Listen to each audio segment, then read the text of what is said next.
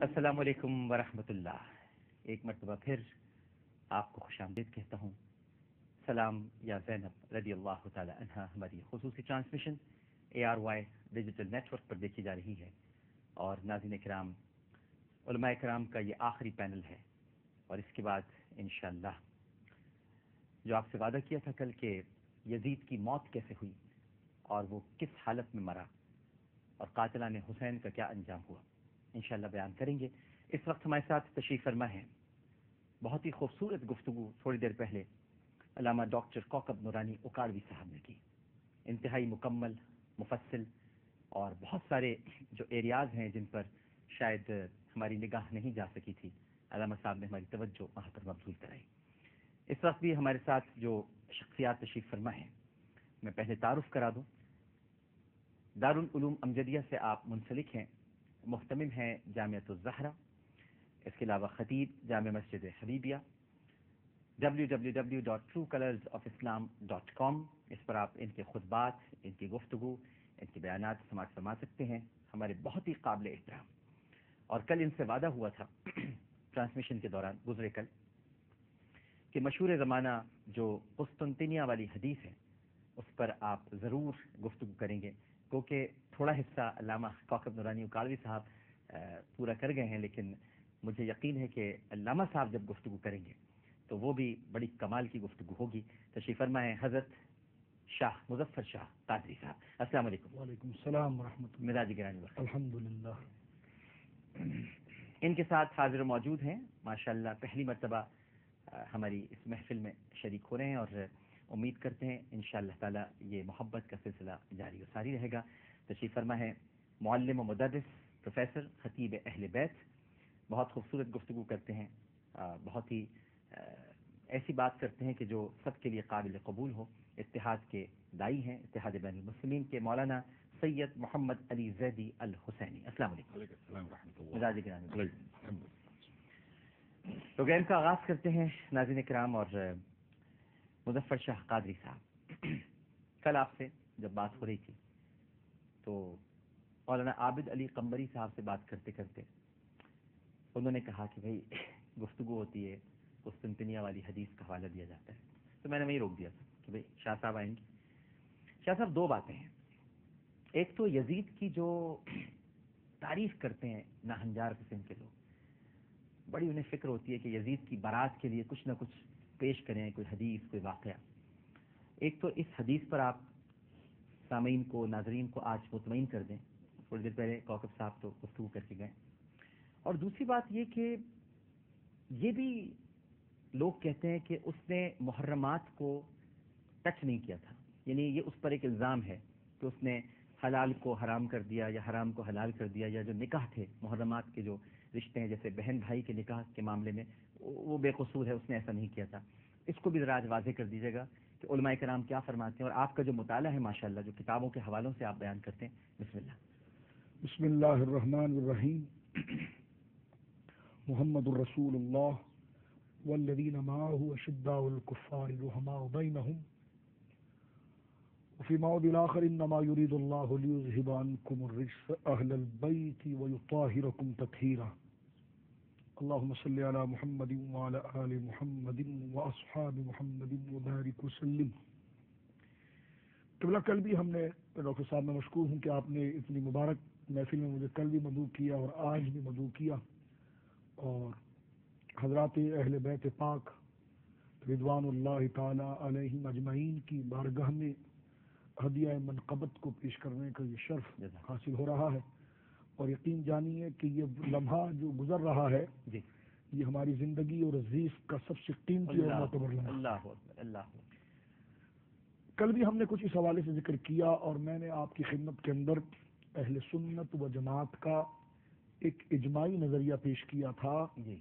حضرت علامہ علی قاری علیہ رحمۃ الباری نے مرقات شرح مشکات کے بالکل اواخر میں، جہاں انہوں نے اپنی مشکات کی شرح کا اختتام کیا، اسی آخری ابواب کے اندر آپ نے ایک اجماعی موقف لکھا ہے جو یقیناً دینی طلباء کے لیے اور وہ حضرات جو تحقیق کو سواد اعظم کے ساتھ متعلق کر کے تمسک کرتے ہیں، اور ان کا یہ نظریہ ہے کہ یقیناً قیامت کے دن ہر شخص کو اس کے مقتدا کے نام سے اٹھایا جائے گا، اور وہ نماز میں یہ وعدہ بھی کرتے ہیں اللہ سے کہ یا اللہ ہم ہر ایرے غیرے کے راستے پر نہیں چلیں گے، صراط الذین انعمت علیہم، ہم انعام یافتہ بندوں کے راستے پر چلیں گے۔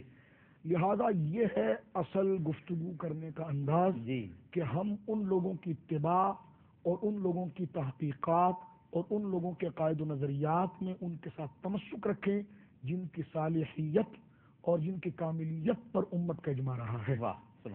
حضرات علامہ علی قاری علیہ رحمہ کا پہلا میں فتویٰ ذکر کرنا چاہوں گا اس تناظر میں، تاکہ بنیاد اہل سنت کی واضح ہو جائے کہ فضل اہل بیتی وذم من حاربہم امر مجمع علیہ عند اہل سنت والجماعہ واکابر ائمۃ اہل سنت والجماعہ۔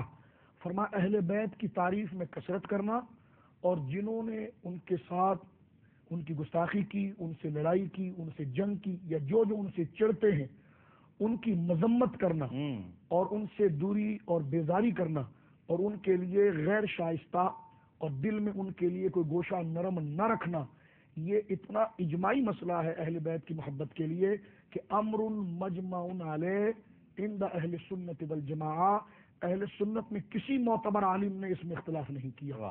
ایک بات۔